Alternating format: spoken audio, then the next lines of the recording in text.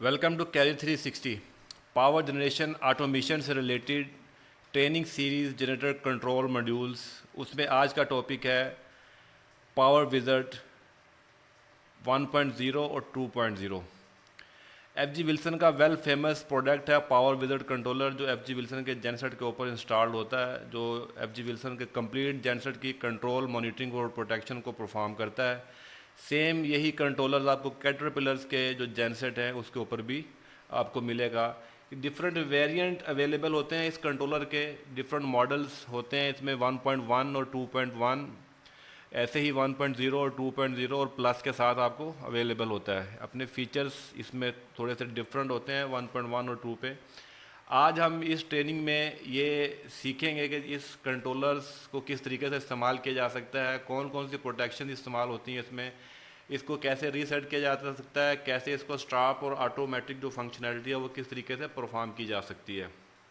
चलें स्टार्ट करते हैं। ये ट्रेनिंग, आज की जो ट्रेनिंग है इसमें जो हम डिस्कस करेंगे 1.0 और 2.0 के बारे में, पावर विज़र्ड 1.1 और 2.0। अगर इसकी फ्रंट स्क्रीन देखी जाए, इसका अगर फ्रंट पैनल देखा जाए तो आपको कुछ इस तरह के बटन इसके अंदर मिलेंगे जिसके डिफरेंट फंक्शनैलिटी है, डिफरेंट इसकी जो लॉजिक है वो हम आगे सीखते हैं कि इसको किस तरीके से ऑपरेट कर सकते हैं और किस तरीके से कर सकते हैं। तो पावर विज़र्ड कंट्रोलर, इसमें डिफरेंट आपको पैरामीटर्स मिलते हैं, डिफरेंट आपको फंक्शनैलिटी मिलती है, जिसमें आप इसके इंस्ट्रूमेंटेशन, अल्टरनेटर्स इस रिलेटेड, एसी से रिलेटेड और इंजन से रिलेटेड तमाम जो पैरामीटर्स हैं वो आपको इसके अंदर मिलते हैं। जैसे वोल्टेज है, करंट है, पावर है, किलोवाट है, किलोवाट आवर्स, और आपको इस तरह के दूसरे जो पैरामीटर है जो इंजन से रिलेटेड और प्रोटेक्शन है, वाटर जैकेट जो का जो टेम्परेचर है वो आप मॉनिटर कर सकते हैं। ऐसे ही ऑयल प्रेशर की मॉनिटरिंग है। इस तरीके से दूसरी जो रिलेटेड रिक्वायर्ड जो पैरामीटर होते हैं वो आपको नज़र आएंगे। तो एक बेसिक जो कॉन्सेप्ट है जो जेनसेट को इंस्टॉल करने का, जो जेनसेट के साथ इंटरफेसिंग होती है एक एक कंट्रोलर्स की, एक मॉड्यूल्स की। तो अगर DCP-10 को इस्तेमाल किया जाए तो DCP-10 आपको कुछ इस तरह से नज़र आएगा। इसमें तमाम उसकी fuel output, crank output, oil pressure, temperature, charge alternator और दूसरी कंट्रोल एरिया नेटवर्क की वायर भी होती है, जो कैन इसके साथ कंपेटिबिलिटी होती है, कैन की वायर भी इसके साथ लगी होती है, कैन के साथ भी कनेक्टिविटी करता है, और कैन के जो पैरामीटर हैं वो भी तमाम पैरामीटर भी यहाँ से उठा लेता है। ये आप जी एफ जी विल्सन का सेट देखेंगे तो ये इसके जो फ्रंट पैनल पे ये मॉड्यूल इंस्टॉल होता है, जो DCP जो एफ जी विल्सन का जो अपनी मैन्युफैक्चरिंग है, जो अपना कंट्रोलर है, जो पावर विज़र्ड के नाम से होता है। आपको इस तरह से ये नज़र आएंगे डिफरेंट एफ जी विल्सन के सेट के ऊपर। ऐसे ही कैटरपिलर के सेट्स के ऊपर भी ये आपको नज़र आते हैं। अगर आप इसमें देखें तो आपको डिफरेंट कंपैरिजन करेंगे 1.0 का और 2.0 का, तो आप देखेंगे कि स्पेयर इनपुट तो फॉल्ट चैनल है वो 1.0 में आपको 2 मिलेंगे, जबकि 2.0 में वो आपको 4 मिलती हैं। जो सेपरेट आउटपुट होती हैं वो आपको इसमें 1.1 में नहीं मिलेंगी, वो आपको 2.0 में अवेलेबल होती है। ऐसे ही प्रोग्रामेबल सिंक आउटपुट है उसमें मिलेगी, इसमें आपको अवेलेबल नहीं होगी। 20 इवेंट्स फॉल्ट लोग हैं वो आपको दोनों में मिलेंगे। J1939 जो आपका जो लिंक है, जो जो डेटा लिंक है वो आपको इसमें मिलेगा। कैन इसमें एक जो डेटा लिंक है वो आपको दोनों में मिलेगा, जबकि DCP जो पावर विज़र्ड 2.0 है उसके अंदर आपको दूसरा लिंक भी मिलता है। 2 जैक मिलते हैं आपको कैन के, आप डबल इंटरफेसिंग कर सकते हैं J1939 की। स्काडा और RS485 और मोडबस प्रोटोकॉल है वो आपको सिर्फ 2.0 में अवेलेबल होता है। अगर आपने किसी थर्ड पार्टी सिस्टम के साथ कनेक्टिविटी करनी है, लाइक BMS सिस्टम के साथ या किसी के साथ स्काडा के साथ आपकी HMI या PLC के साथ इंटरफेसिंग करनी है, तो मोडबस प्रोटोकॉल RS485 प्रोटोकॉल है वो आपको सिर्फ 2.0 में अवेलेबल होगा, वो 1.0 में अवेलेबल नहीं होगा। अगर इसके फ्रंट पैनल पे जाएं तो फ्रंट पैनल पे आपको इस तरह के कुछ बटन्स नज़र आते हैं जो कि डिफरेंट फंक्शनैलिटी को प्ले करते हैं। अगर इसमें आप देखें तो आपको नंबर 1 के ऊपर आपको LCD नज़र आएगी, नंबर 2 के ऊपर आपको जो बटन है जो साइन वेव जिसके ऊपर बनी हुई है, आपको AC के पैरामीटर आपको इस बटन के पुश करने से मिलेंगे। अगर आपने जैसे वोल्टेज है, करंट है, आपके ये पैरामीटर जो आपको नज़र आएंगे, ये AC के पैरामीटर आपको ये बटन पुश करने से आएंगे। उसके साथ ही आपको इंजन का साइन नज़र आ रहा है नंबर 3 के ऊपर, वो आपको जो इसके इंजन के पैरामीटर हैं वो आपको डिस्प्ले होते हैं, वहाँ पे नज़र आते हैं। ऐसे ही अप डाउन की कीज़ हैं, कुछ इंटर की की हैं आपको वो मिलती हैं। येलो वाला एक बटन नज़र आ रहा है आपको, ये ऑटो मोड का बटन है। इस पर ऑटोमेटिक अगर आपने इसको चलाना है, ऑटोमेटिक फंक्शनैलिटी पे रोल प्ले करना है इसका, तो आप इसको ऑटोमेटिकली स्टार्ट कर सकते हैं। ऑटोमेटिकली तभी स्टार्ट होगा जब ये अगर ऑटो मोड प्रेस होगा, और जब कोई रिमोट स्टार्ट इनपुट एक्टिवेट होगी तो जेनसेट ऑटोमेटिकली स्टार्ट हो जाएगा। उसके साथ आपको एक रेड बटन नज़र आ रहा है, that is called stop button. वो स्टॉप करने के लिए होता है, जनरेटर को बंद करने के लिए होता है, फॉल्ट को रीसेट करने के लिए इस्तेमाल होता है। ग्रीन बटन आपको जो नज़र आ रहा है नंबर 8 के ऊपर, ये मैनुअल स्टार्ट के लिए होता है। अगर आपने जनरेटर को मैनुअल स्टार्ट करना है तो आप इस ग्रीन बटन से इसको स्टार्ट कर सकते हैं। नंबर 4 के ऊपर आप जो देख रहे हैं वो वार्निंग लैंप है। अगर कोई वार्निंग आ रही है तो वहाँ पर इंडिकेशन आपको मिलेगी। और नंबर 5 के ऊपर शट डाउन की इंडिकेशन है, यानी दोनों ये इंडिकेशन साथ साथ हैं। अगर ये इंडिकेशन ब्लिंक कर रही है तो इसका मतलब है शट डाउन अकर्ड हुआ है किसी फॉल्ट की वजह से, आइदर वो लो ऑयल प्रेशर की वजह से हुआ है या आपका हाई इंजन टेम्परेचर की वजह से हुआ है। ऐसे ही नंबर 7 के ऊपर लैंप टेस्ट है। और नंबर जो आपका 12, 13 और 14 आपके ये प्रोग्रामिंग और पेजेस को ऊपर नीचे करने के लिए इस्तेमाल होते हैं, ताकि पैरामीटर आपने अगर आगे पीछे करने हैं, राइट कर्सर है, लेफ़्ट कर्सर है, इंटर कर्सर है, डाउन कर्सर है, ये सारे कर्सर है आपको पैरामीटर के को आगे पीछे करने के लिए। ठीक है, अगर इसका बेसिक ऑपरेशन की बात की जाए तो बेसिक ऑपरेशन में आपको इस तरह का 2 मोड नज़र आते हैं। या तो आपने स्टार्ट करना है उसको, आपने या स्टॉप करना है। स्टार्ट करने के लिए आपको अगर मैनुअल स्टार्ट आपका होगा इस तरीके से, आप इसको स्टार्ट प्रेस करेंगे, ग्रीन बटन को आप प्रेस करेंगे तो आप इसको स्टार्ट कर सकते हैं, और रेड बटन से आप इसको स्टॉप कर सकते हैं। So these are the basic operation, the manual start and manual stop. Auto mode button का आप अगर इसको ऑटो पे ऑपरेट करवाना चाहते हैं तो ऑटो मोड पे आप इसको प्रेस कर देंगे। उसके बाद जब रिमोट स्टार्ट एक्टिवेट होगी किसी रिले के थ्रू या किसी थर्ड पार्टी सिस्टम के थ्रू एक सिग्नल एक्टिवेट होगा, और इसको सिग्नल जैसे ही मिलेगा तो ये जेनसेट को फौरी तौर पर स्टार्ट करवा देगा automatically. That is called remote start automatically startup. Fault alarm reset process आप अगर देखें तो फॉल्ट अलार्म रीसेट करने के लिए प्रोसेस, अगर आपके पास एक वार्निंग आ रही है, एक शटडाउन आपके पास आता है, दोनों इंडिकेट आपके पास ऊपर अगर देखें कि तो येलो में आपके पास वार्निंग है, रेड में आपके पास शटडाउन है, तो आप इस बटन से प्रेस स्टॉप की जो है वो आपका अलार्म रीसेट आप उसको कर सकते हैं। अगर आपका कोई ऐसा अलार्म या ऐसा फॉल्ट अगर आपका हैपन हुआ है कि जो एक्टिवेटेड है, तब वो इस स्टॉप बटन से रीसेट नहीं होगा अनटिल अनलेस के वो फॉल्ट रिमूव ना हो। तो ये फॉल्ट अलार्म आपका, अगर आपने फॉल्ट अलार्म को रीसेट करना है तो आप जो प्रेस एंड होल्ड, ये जो बेल का बटन है, इसको आप अलार्म एक्नॉलेज की है, इसको आप 3 सेकंड के लिए आप इसको होल्ड करके रखेंगे तो आपका ये रीसेट हो जाता है। ऐसे ही फॉल्ट अलार्म को रीसेट करने के लिए press enter key to clear the all warning and or shut down the press the escape key for the cancel. तो ये बटन आप प्रेस करके आप इसके अंदर जाकर इसको सेटिंग से जाकर इसके पैरामीटर को रीसेट कर सकते हैं। जो ऑल इवेंट्स आपके एक्टिवेटेड होते हैं उसको आप यहाँ से ख़त्म कर सकते हैं इन बटन को प्रेस करने के बाद।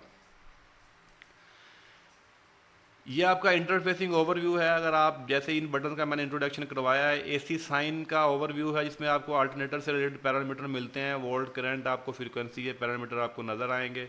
The AC overview key will navigate the display the first screen of the AC information, जिसमें आपको line to line phase to phase voltage भी नज़र आएंगे। उन वोल्टेज को आप जो राइट लेफ्ट कर्सर से आप उसको राइट लेफ्ट करके आप दूसरे पैरामीटर के ऊपर जा सकते हैं। ऐसे ही इंजन ओवरव्यू होल्ड की है आपको, जिस पे इंजन का निशान बना हुआ है वो आपको इंजन के पैरामीटर दिखाएंगे, जहाँ पे आरपीएम आपको नज़र आ रहे होंगे, इंजन का ऑयल प्रेशर और दूसरी चीज़ें जो इंजन से रिलेटेड हैं। और ऐसे ही आप इसकी राइट लेफ्ट वाली जो जो जो कीज़ हैं आप उन कीज़ को यूज़ करके पैरामीटर को आगे पीछे कर सकते हैं।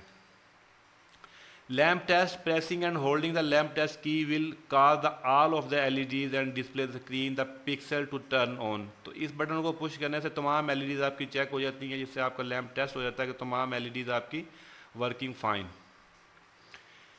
ये 3 बटन जो आपको जो कलर में नज़र आते हैं, रेड जो है वो स्टॉप का बटन होता है, इसको आप प्रेस करने से ये जनरेटर आपका स्टॉप हो जाएगा। ऑटो का बटन येलो वाला है, अगर आपने ऑटो स्टार्ट करवाना है। ऑटो स्टार्ट का मतलब है कि अगर इस बटन को प्रेस कर देंगे तो नो जनरेटर इन ऑटो मोड। अब जब भी इनपुट एक्टिव होगी, जब भी आपकी उस इनपुट के ऊपर सप्लाई आएगी तो जनसेट स्टार्ट हो जाएगा। वो इनपुट डिपेंडेंट होगी आपकी थर्ड पार्टी सिस्टम से, आपका कोई मेन फिलर से आएगी या आपकी किसी एटीएस से वो सप्लाई आती है, जिसकी वजह से आपका जनसेट स्टार्ट हो जाता है। तो that is called the auto mode. ऐसे ही आपका ग्रीन बटन है स्टार्ट बटन, इसको अगर आप मैनुअल स्टार्ट करना है तो आप इसको मैनुअल स्टार्ट कर सकते हैं। मैनुअल स्टार्ट करने के लिए आप सिंपल ग्रीन बटन दबाएंगे तो आपका जनसेट मैनुअली स्टार्ट हो जाता है। तो ये आपके 3 बटन हैं जो इसको स्टार्ट स्टॉप करने के लिए इस्तेमाल किए जाते हैं। दैट इज कॉल्ड स्टॉप की, स्टार्ट की और ऑटो की। स्क्रॉल अप, स्क्रॉल डाउन और स्क्रॉल राइट लेफ्ट, ये पैरामीटर्स अप डाउन करने के लिए, पेजेस को राइट लेफ्ट करने के लिए या ऊपर जाने के लिए, एक पेज से दूसरे पेज में जंप करने के लिए ये बटन इस्तेमाल किए जाते हैं, जिनको scroll up, scroll right, scroll left और स्केप और इंटर। स्केप से वापस आएंगे, इंटर में आप उस पेज में इंटर हो जाएंगे। अगर आपने वापस दोबारा उसी पेज पर ना तो आप स्केप यूज़ करके वापस आ जाएंगे। और राइट लेफ्ट अप डाउन से आप उन पैरामीटर को आगे पीछे ऊपर नीचे करके जा सकते हैं। इसकी आपको एग्जांपल इस तरीके से बताता हूँ, आगे स्क्रीन में आती है। इसमें आपको इन बटन्स का इस्तेमाल करना, इन कीज़ को अच्छे तरीके से यूज़ करना, जो आपको समझ आ जाएगा आगे वाली स्लाइड्स में। ये अलार्म इंडिकेशन, जैसे मैंने पहले बताया कि येलो लाइट जो है वो अलार्म को रिप्रेजेंट करती है और रेड वाली जो है वो शट डाउन को रिप्रेजेंट करती है। और ऑल अलार्म एक्नॉलेज का वाला बटन, जिससे आप अलार्म एक्नॉलेज करते हैं, और बीप जो है अलार्म जो है जो आपको आवाज़ साउंड आ रहा होता है वो आवाज़ बंद हो जाती है। तो जब तक आप एक्चुअल फॉल्ट को ख़त्म नहीं करते, अगर वो प्रेजेंट एक्टिवेटेड है तो उसको रीसेट नहीं किया जा सकता अनटिल अनलेस के वो फॉल्ट आपको रिमूव ना करें। जैसे आपका अगर हाई इंजन टेम्परेचर अकड़ हुआ हो तो हाई इंजन टेम्परेचर की जो सेफ्टी है वो अगर एक्टिवेटेड है तो आपको वो रीसेट नहीं होगा जब तक वो सेंसर आपको इनपुट नहीं दे रहा। तो इसकी स्क्रीन से अगर आप देखें तो ये मेन मेन्यू के डिस्प्ले में आप अगर देखेंगे तो मेन मेन्यू डिस्प्ले में आपको इवेंट्स लॉग का एक पेज मिलेगा, जिसके आगे सब पेजेस होंगे। ऐसे ही इंजन ओवरव्यू का एक पेज होगा, आगे उसके मल्टीपल पेजेस होंगे। वो आप राइट लेफ्ट अप डाउन और इंटर और स्केप की से उसको आप उसके अंदर जा सकते हैं। उसके बाद एसी ओवरव्यू का एक पेज है, सेपरेटली कॉन्फ़िगर का एक पेज है, इसका आप डिफरेंट कॉन्फ़िगरेशन कर सकते हैं। फिर इनपुट और आउटपुट स्टेटस का एक पेज है। उसके बाद कंट्रोल का एक पेज है, फिर आपकी प्रेफरेंस का। ये पेजेस मिलेंगे आपको मेन मेन्यू में, और आप इनको आगे इसके अंदर मज़ीद आप इन बटन्स की मदद से, जो कीज़ की मदद से आप जा सकते हैं। फॉर एग्जांपल इवेंट्स लॉग में आपको एक्टिव इवेंट मिलेंगे, उसमें आपको जेनसेट कंट्रोल के 0 है, इंजन कंट्रोल का 1 है। उसमें फर्दर मज़ीद आगे जाएंगे तो आपके पास जो एक्टिव इवेंट होंगे वो आपके सामने डिस्प्ले होंगे। ऐसे ही इंजन ओवरव्यू में अगर आप इंटर करके जाएंगे तो इंजन ओवरव्यू में आपको ये पैरामीटर मिलेंगे, जैसे कि आपको ऑयल प्रेशर मिलेगा, आपको आरपीएम मिलेंगे, आपको स्टेटस मिलेगा, इंजन के वोल्टेज मिलेंगे, फ्रीक्वेंसी मिलेगी। उन पैरामीटर्स में आप जा सकते हैं। तो कन्फिगर के पैरामीटर में आप जाएंगे तो कन्फिगर के पैरामीटर में आपको इस तरीके के कन्फिगर के पैरामीटर में आपको security, set points, engine parameter, यहाँ पर आप कन्फिगरेशन कर सकते हैं, डिफरेंट वैल्यूज़ को चेंज कर सकते हैं, जिसके जो आपको जिस पासवर्ड की आपको प्रोविज़न मिली हुई है। इसमें लेवल 1 2 3 के डिफरेंट पासवर्ड होते हैं। तो आपका जो जो इसमें लेवल जो आपकी एक्सेस होगी जिस लेवल के ऊपर, उसी लेवल के ऊपर आप जाके इसकी कॉन्फ़िगरेशन कर सकते हैं, इसके सेट पॉइंट चेंज किए जा सकते हैं, इसके पैरामीटर, इसकी इनपुट, इसकी आउटपुट, और वो अपनी मर्ज़ी से कॉन्फ़िगर आप कर सकते हैं। सेट पॉइंट में आप इसके ऑटोमेटिक स्टार्ट स्टॉप उसको देख सकते हैं। आप AVR डिक्रीज द वोल्टेज वो वैल्यू चेंज कर सकते हैं। आप इसके बैटरी वोल्टेज की मॉनिटरिंग कर सकते हैं, engine cool down temperature, oil pressure, engine speed, ये वाले सारे पैरामीटर की सेटिंग्स आप इन अपनी मदद से कर सकते हैं। तो ये सेट पॉइंट में आपको कंट्रोल, इंजन इवेंट और जेनसेट मॉनिटरिंग के प्रोटेक्शंस और इनपुट और आउटपुट, ये वाले पैरामीटर आपको इस सेट पॉइंट में आपको मिलेंगे। इसमें अगर आप नीचे आएंगे तो ये वाले पैरामीटर आपको जो डिफरेंट आपकी इनपुट्स हैं, मल्टीपल इनपुट्स, कॉन्फ़िगरेबल इनपुट्स हैं, उनको आप चेंज कर सकते हैं। इंजन प्रोटेक्शन कॉन्फ़िगरेशन है वो आप चेंज कर सकते हैं। तो ये आपके उन्हीं बटन से जो आपको की फ्रंट पे आपको स्क्रीन के ऊपर जो आपको कीज़ नज़र आ रही हैं, जो राइट लेफ्ट और अप डाउन वाली और इंटर और एस्केप, उन्हीं कीज़ की मदद से आप इसके पेज के अंदर जाकर वापस से आ सकते हैं और अपनी मर्ज़ी की वैल्यूज़ को अप डाउन और चेंज कर सकते हैं। ऐसे ही ये उसकी दूसरी स्क्रीन है जो आपके सामने है। एस्केप की और इंटर की फंक्शनैलिटी क्या है कि to adjust the setting use, इसमें आप अप डाउन करके इंटर से आप उसमें इंटर जा सकते हैं और एस्केप से आप बाहर आ सकते हैं। तो फिर उसके बाद इंटर करने के बाद आप राइट लेफ्ट अप डाउन की यूज़ करके आप अपने मुतलका मेन्यू के ऊपर, मुतलका पेज के ऊपर आप जा सकते हैं इन बटन्स को, इन कीज़ को फॉलो करते हुए। इंजन स्टार्टिंग सीक्वेंस क्या होती है? इंजन स्टार्ट करने के दो मेथड होते हैं। पहला मेथड यह आपने मैनुअल स्टार्ट करना है। मैनुअल स्टार्ट करने के लिए सिंपली आप फ्रंट पैनल पर जाएंगे। अगर तो आपका स्क्रीन के ऊपर कोई अलार्म प्रेजेंट नहीं है, कोई एक्टिवेटेड कोई आपके इवेंट्स लॉग उसके ऊपर नहीं है, सिंपल आप उसको मैनुअल स्टार्ट करेंगे, आप ग्रीन बटन दबाएंगे तो जनरेटर आपका स्टार्ट हो जाएगा और उसके बाद आप उसको लोड पे इस्तेमाल कर सकते हैं। बट ऑटो की सीक्वेंस इस्तेमाल करने के लिए आप उसको ऑटो मोड पे रखेंगे और ऑटो मोड पे आपको एक इनपुट कन्फिगर करनी पड़ेगी। एक इनपुट जब तक उस कंट्रोलर में कन्फिगर होगी तो स्पेसिफिक नंबर के ऊपर आपको सिग्नल मिलेगा तो आपका जेनसेट स्टार्ट होगा। That is called automatically start. Automatically start आपका किसी RS485 से भी आ सकता है, स्काडा से आ सकता है, किसी और लिंक से आ सकता है। उसके बाद आपका the power wizard check the system before beginning of the cranking sequence. The power wizard check the all the shut down events present. अगर उसमें कोई फॉल्ट प्रेजेंट है, कोई एक्टिवेट है, जैसे मैंने पहले बताया, तो जेनसेट आपका पावर विजर्ड उसको स्टार्ट नहीं करवाएगा अनटिल अनलेस जनरेटर अवेलेबल ना हो। आपका कंप्लीटली कोई फॉल्ट प्रेजेंट नहीं होना चाहिए उसके ऊपर। The power wizard begin the crank sequence by the activating of the engine crank relay. Fuel relay पहले फ्यूल ऑन करती है, वो फ्यूल ऑन होगा, उसके बाद क्रैंक रिले क्रैंक ऑन करवाएगी, क्रैंकिंग होगी, आपका स्टार्टिंग रिले उसको क्रैंकिंग करवाएगी और जेनसेट आपका स्टार्ट हो जाता है अगर कोई उसके ऊपर फॉल्ट ना हो तो।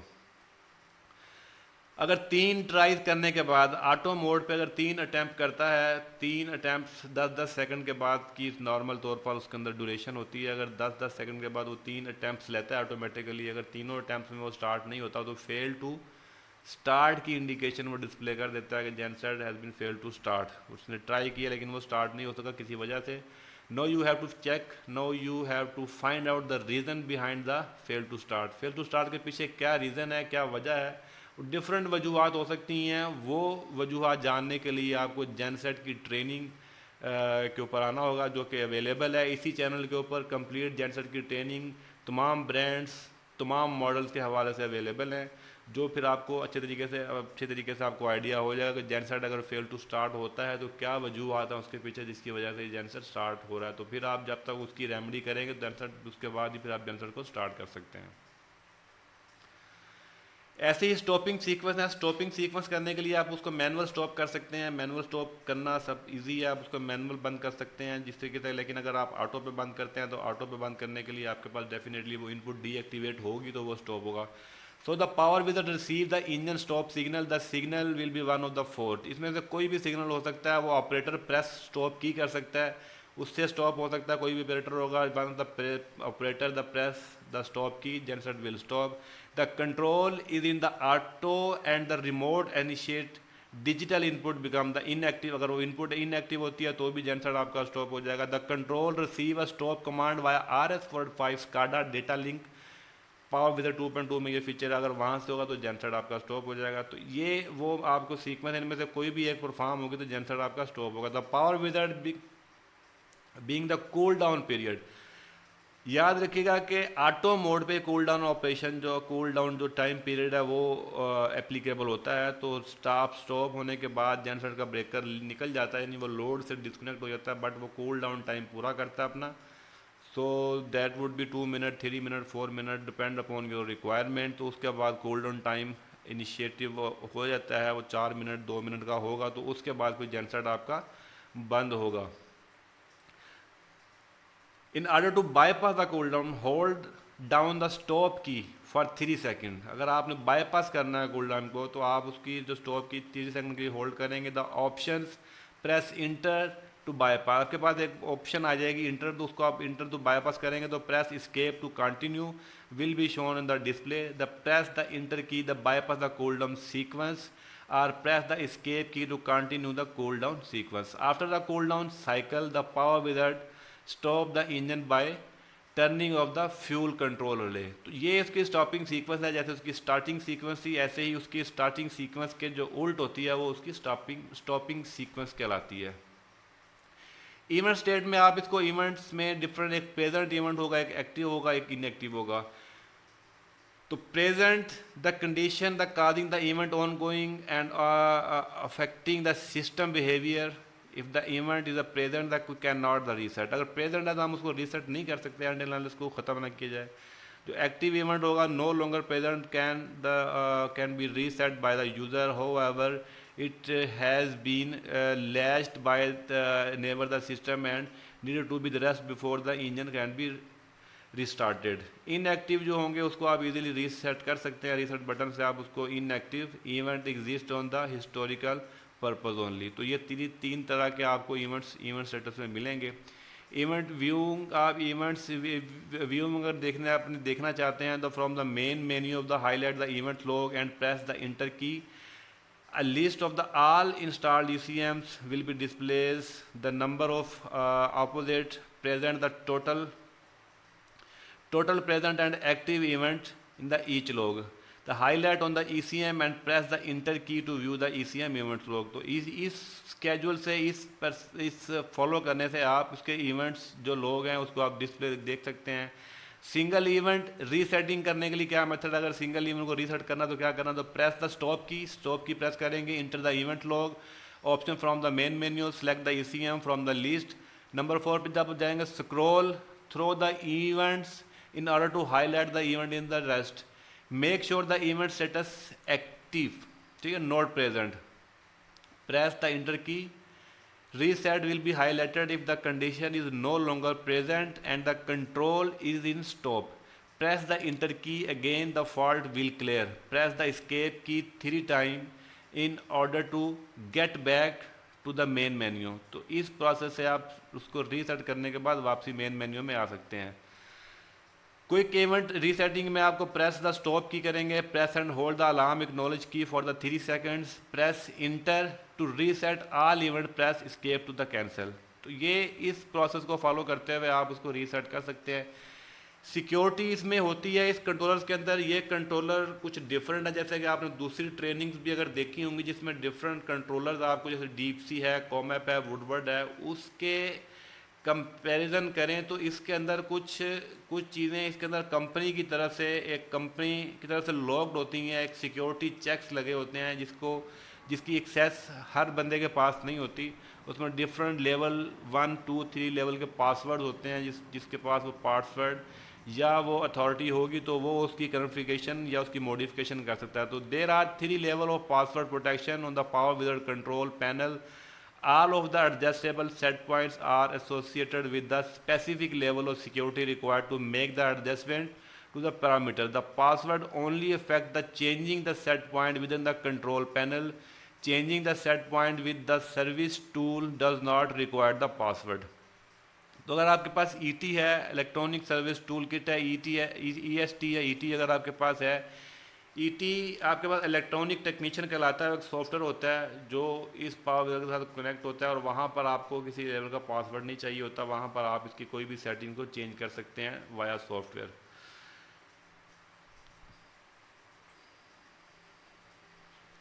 इसकी अगर वायरिंग डायग्राम में देखें जाए तो पावर विज़ार्ड 1.1.0 में अगर आप देखें तो आपके पास ये इनपुट हैं 1 to 6, आपके पास डिजिटल इनपुट्स मिलेंगी। फिर आपके पास ये ऑयल प्रेशर की आपके पास इनपुट है, एनालॉग इनपुट है, वाटर टेम्परेचर की और ऑयल प्रेशर की इनपुट है आपके पास एनालॉग, ठीक है।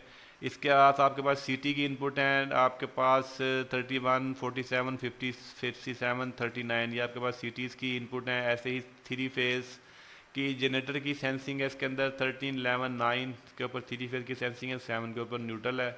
और आपको ये रिले आउटपुट देता है 6 आउटपुट्स आपको यहाँ पर अवेलेबल हैं, 6 आउटपुट्स आपको इस कंट्रोलर के अंदर अवेलेबल मिलती हैं। बाकी इसकी अपनी सप्लाई है 65 और 52 इसकी पॉजिटिव है और 65 इसकी नेगेटिव है, जो इस कंट्रोलर की अपनी पावर सप्लाई है। कैन का इंटरफेसिंग इसके अंदर है, आप इसको J1939 प्रोटोकॉल की तरह यूज़ कर सकते हैं। 50, 34 और 40 जो कि कैन के साथ आपकी ऑप्शन है, आप इसके साथ कनेक्टिविटी आप यहाँ पर कर सकते हैं। ये पावर विज़ार्ड 1.0 की आपके सामने ड्राइंग है। ऐसे ही ये पावर विज़ार्ड 2.0 की आपको मिलेगी। इसमें आपको जो नंबर ऑफ़ आउटपुट्स हैं वो आप इसमें 6 की बजाय इसमें 8 आउटपुट मिलेंगी और जो इनपुट्स हैं वो भी 8 हो जाती हैं। इसमें आपकी जो कैन की जो इंटरफेसिंग है वो डबल मिल जाती है। मोडबॉस के लिए भी आज इसमें लिंक मिल जाता है, मोडबॉस प्रोटोकॉल का भी लिंक मिल जाएगा आपको। कैन के 2 जैक इसमें मिल जाएंगे, तो 2 डिफरेंट आप कैन भी यूज़ कर सकते हैं। बाकी CT और PT के कनेक्शन आपके पास वही हैं, आप उनको यूज़ कर सकते हैं। तो ये आपके पास एक की कनेक्शन डायग्राम है पावर विजर 2.0 की, वेरी सिंपल है।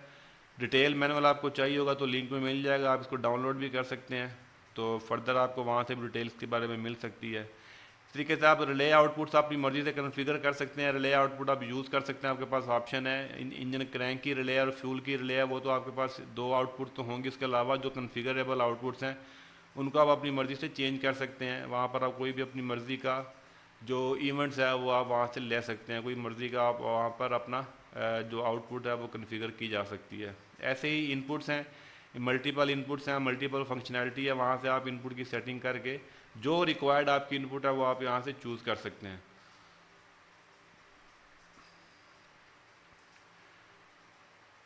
अगर पावर को रिप्लेस करना पड़ता है, चेंज करना पड़ता है, तो इसमें आपको दो तरह की अवेलेबिलिटी चाहिए आपको। आप इसमें आपको फ्लैश फाइल करनी पड़ती है, इसमें दो तरह की ऑप्शन होती हैं, दो तरह की फ़ाइल आपको लोड करनी पड़ती है। तो electrical connection drawing the power wizard 1.0 and 2.0 are shown the figure, जो पीछे आपने देखी हैं रिस्पेक्टिवली वो आपको नज़र आई हैं। EST availability and EST licensing, दो ऑप्शन आपके होना चाहिए। आपके पास सर्विस टूल होना चाहिए, सॉफ्टवेयर में आपके पास वो टूल हो, आपके पास वो हार्डवेयर हो जिसके साथ आपने कनेक्टिविटी करनी है, जिसको हम EST कहते हैं, इलेक्ट्रॉनिक सर्विस टूल कहलाता है वो। अगर कैटरपिलर में होगा तो इसको इलेक्ट्रॉनिक टेक्नीशियन कहते हैं, उसको ET कहा जाता है, ठीक है। उसकी ट्रेनिंग भी अवेलेबल है, EST की और AT की ट्रेनिंग भी अवेलेबल है यहाँ पर, वो भी आप सर्च आउट कर सकते हैं। इसके बारे में कंप्लीट आपको इन्फॉर्मेशन मिल जाएगी, how to install the specific software for the Caterpillar and Perkins engines. उसमें आप देख सकते हैं आपको क्या क्या रिक्वायरमेंट है और सॉफ्टवेयर में आप क्या क्या चीज़ें चेंज कर सकते हैं और क्या क्या चीज़ें आपको चाहिए। The electronic service tool used with the laptop provided by the mechanism for the servicing of the power wizard controller.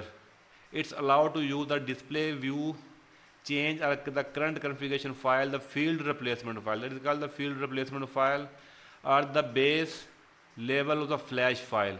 Therefore EST is in the essential service tool for the carrying out the service operation of the power wizard. अगर आपने नया power wizard install करना है तो आपको EST लाजमी चाहिए होगी, बगैर EST के आप उसकी कॉन्फ़िगरेशन नहीं कर सकते। आपको पहले फ्लैश फाइल करनी पड़ेगी, उसके बाद दूसरी फाइल आप लोड करके आप उसको कारआमद बनाते हैं इस्तेमाल करने के।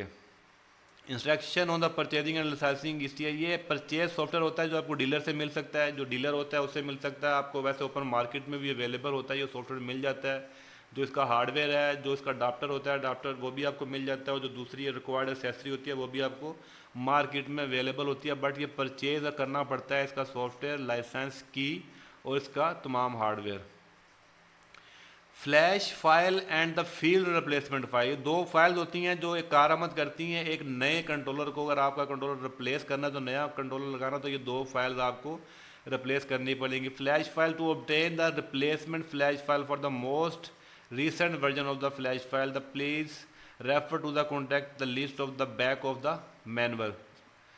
When the inquiring, you will need to generating the set the serial number, you will receive the most recent version of the file associated with the genset, generating set the serial number। तो ये आपको जो local dealer होगा या जो आपको OEM है वो आपको ये प्रोवाइड कर सकता है, ये फ्लैश फाइल्स आपको मिल जाती हैं। ऐसे ही फील्ड रिप्लेसमेंट आपको फाइल है, field replacement file only exist in the controller that have previously been programmed at the factory. Field replacement file for controller that are in the field and that have not previously been the programmed at the factory cannot be created by the help desk. तो ये दो changing आपको करनी पड़ती हैं using the EST to load the flash file. आप EST से अगर आपने फ्लैश फाइल करनी है तो सिंपल सा मेथड है, open the EST win flash. ये सॉफ्टवेयर आप ओपन करेंगे जो कि आपकी EST के साथ कनेक्ट होगा। आप जब इसको कनेक्ट करेंगे तो इलेक्ट्रॉनिक सर्विस टूल आपको इस ऑप्शन में आपको जाना पड़ेगा, window is the connected with the service tool. Ensure that the service tool is using the RP1210 under the utility preference communication, ये है इस सब मेन्यू में आप जाते हैं। Ensure that the communication adapter is the connected correct port of the PC, you should have seen the similar to. इसमें आप अपनी वो स्पेसिफिक फ्लैश फाइल आप ढूंढेंगे या उसको आप फ्लैश करेंगे तो आपका जेनसेट फ्लैश हो जाता है, वो फ्लैश आपका कंट्रोलर जो है वो आपका फ्लैश हो जाएगा। Open EST ECM replacement by selecting the service, copy configuration ECM replacement menu shown this screen the below. Select the field replacement file, इसमें आप वो स्पेसिफिक फाइल चूज़ करें that you want to load shown the screen below. The following screen will be displayed showing the configuration volume. Programming the active state are the digital inputs. आप इसके front panel configuration से अगर आपने इसकी values change करनी है, कुछ programming करनी है, तो आप इस स्टेप्स में जाकर आप इसकी वैल्यूज़ चेंज कर सकते हैं। मेन मेन्यू में कॉन्फ़िगर में जाकर, सेट पॉइंट में, आप आईओ में डिजिटल इनपुट में जाकर आप इसकी वैल्यूज़ को चेंज कर सकते हैं। वेरी सिंपल मेथड है, वहाँ से आपके कुछ कॉन्फ़िगरेशन आप कर सकते हैं इजीली। कुछ सेट पॉइंट हैं जो आप उसको चेंज कर सकते हैं। बाकी set point information for the set point configuration है, ये इसका मैनुअल जो है वो आपको डिस्क्रिप्शन में मिल जाएगा लिंक, वहाँ से आप डाउनलोड कर सकते हैं। ये आपको सेट पॉइंट सिक्योरिटी लेवल के साथ आपको मिलेंगी कि इस पे सिक्योरिटी लेवल क्या है, 1 2 3 जो सेट पॉइंट आपका है, जो चीज़ें आप चेंज कर सकते हैं वो इसकी मदद से आप चेंज की जा सकती हैं आपकी। आई होप कि इसमें से बहुत सारी चीज़ें आपको समझ में आएंगी कि पावर विज़ार्ड का जो बेसिक ऑपरेशन जो है वो आपको समझ में आ जाएगा। इसमें कोई शक नहीं कि पावर विज़ार्ड दूसरे कंट्रोलर की निस्बत कुछ रिस्ट्रिक्शन है इसके अंदर, कुछ इसमें OEM की तरफ से रिस्ट्रिक्शन है। ये लोकल डीलर की आपको सपोर्ट चाहिए होती है, या आपको मार्केट में कोई और थर्ड पार्टी का कोई इक्विपमेंट आपको चाहिए होता है। ये 100% ये आपको इसमें जो एक्सेस है वो आपकी नहीं होती, बनिस्बत जो दूसरे कंट्रोलर हैं उनकी एक्सेस आपके ऊपर होती है। लेकिन ये भी कोई बड़ा इशू नहीं है, इसके तमाम सॉफ्टवेयर अवेलेबल है मार्केट में, ये मिल जाते हैं, आप इनको चेंजेस कर सकते हैं अपनी मर्ज़ी से जो रिक्वायर्ड है। बेसिक कॉन्सेप्ट था आपको इस ट्रेनिंग की मदद से इसका ऑपरेशन सिखवाना, आप इसको ट्रबल शूटिंग कर सकते हो, आप इसके जो सेटिंग्स हैं जो फ्रंट पैनल से करनी है वो आप चेंज कर सकते हो। तो वो इस ट्रेनिंग में आप आई होप सो कि अच्छे तरीके से समझ गए होंगे। फिर भी अगर कोई आपकी कन्फ्यूजन है, कुछ चीज़ आप मज़ीद समझना चाहते हैं तो कमेंट सेक्शन में जाएं, आप जो भी जानना चाहते हैं उसमें मेंशन करें। इंशाल्लाह आपको भरपूर गाइड किया जाएगा, भरपूर सपोर्ट किया जाएगा। अगर ज़रूरत पड़ी तो वो आपकी रिक्वायरमेंट के हिसाब से कोई वीडियो भी बनाकर अपलोड की जा सकती है। अगर आप इसको चैनल को सब्सक्राइब कर लेंगे, बेल आइकन को दबा देंगे, तो हर आने वाली वीडियो आपको टाइमली मिल जाएगी, क्योंकि यहाँ पर कंप्लीट लर्निंग है पावर जनरेशन से रिलेटेड। अगर आपका फील्ड पावर जनरेशन है तो आपको यहाँ पर बहुत सारी वीडियोस मिलेंगी पावर जनरेशन ऑटोमेशन से रिलेटेड। इसके अलावा कैरियर 360 में बहुत सारे टॉपिक्स, बहुत सारे कैरियर्स और बहुत सारी फील्ड के हवाले से बहुत सारी वीडियोज़ अवेलेबल हैं जो कि आपके कैरियर को भरपूर सपोर्ट कर सकती हैं और आपके लिए एक लर्निंग और आपके स्किल्स को अप स्किल कर सकती हैं। थैंक यू वेरी मच, मिलते हैं अगली किसी वीडियो में, तब तक के लिए अल्लाह हाफिज़, अपना ख्याल रखिए, गुड बाय।